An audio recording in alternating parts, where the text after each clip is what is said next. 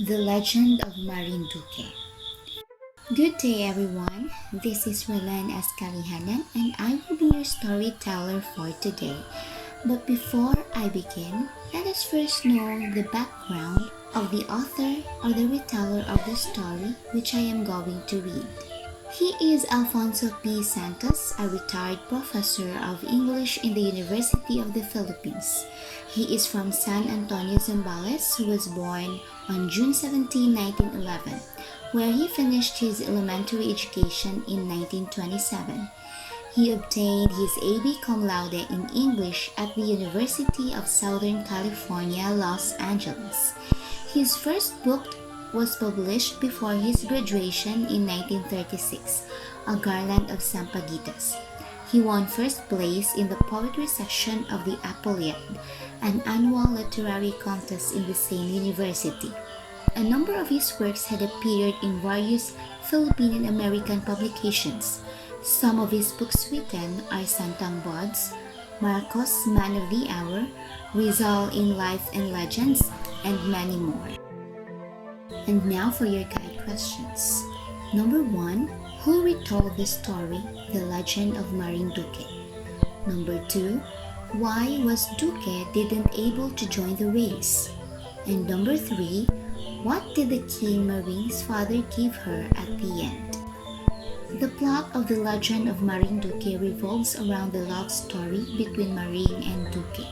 They started their relationship secretly, but when Marine's father, King Alam, wanted to choose another man for her, Marine prayed to Bathala that her suitors fail in her father's challenge. The suitors ended up dying, and the saddened king then allowed Marine to freely choose whom to marry. Marine then chose Duque, and to mark their union, they named their island as Marinduque from their names Marine and Duque.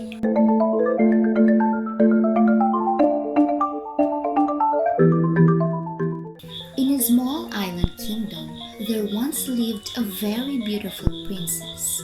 She was nicknamed Marine. Her favorite haunt was the top of a very tall mountain, Mount Malindi. She was very fond of hunting wild animals, a diversion which was much against her father's wish. One day, she espied a pretty white deer. It ran so swiftly that it took her a long time to catch up with it. She had the game already at bay when the owner came along looking for it. The stranger was a man of princely bearing and fine manners. He introduced himself as Duque, and the deer to her as offered the token of their first meeting. Marine could not resist his gallant gesture. She could not help admiring the stranger, who fell in love with her at first sight. Since that day, they often met in the forest. The beauty of Marine was known far and wide. Innumerable suitors came to woo her, but she turned a deaf ear to them all, for she had set her heart on the modest Duque. Not knowing about her secret love affair, her royal father, King Alab, announced that her hand would be given to the one who would win a ship race. So, the most persistent suitors, 3 wealthy kings, fitted out vessels for the contest. Duque could not participate. He was not rich enough to equip a vessel. Meanwhile, Marine was very unhappy. She prayed to the gods for help. Bathala heard her prayers. On the appointed day, the sky grew suddenly dark. The sea seethed turbulently and the winds blew furiously, but the contest could not be put off for another day. The 3 kings set forth bravely on their ships. Before they were halfway to the goal, one of them hit a rock and soon vanished from sight with his ship.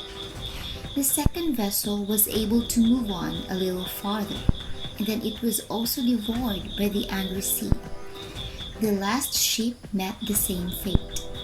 The king and the spectators grieved over the fate of the 3 royal suitors. Only Marine did not feel grieved at the outcome of the race. When the sea calmed down, everyone was surprised to see 3 islands at the places where the ship had sunk. They were named Tres Reyes, or 3 kings, After the unlucky trio, the father of Marine did not wish to sacrifice more lives after that disaster. He gave his daughter freedom to choose her husband. Marine confessed to him her secret love, and the king consented to the marriage. 7 days of feasting and merrymaking followed to mark the happy union of the two young people. The island kingdom was named Marinduque after Marine and Duque.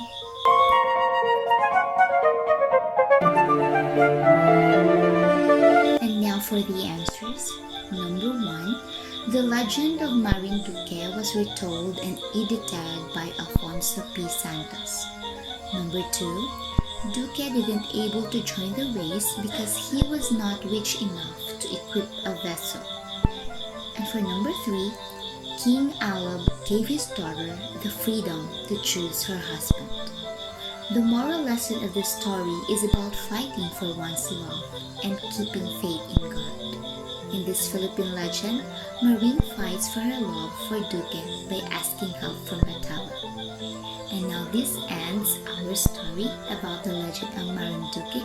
I hope you like it, and I will see you again next time. Goodbye!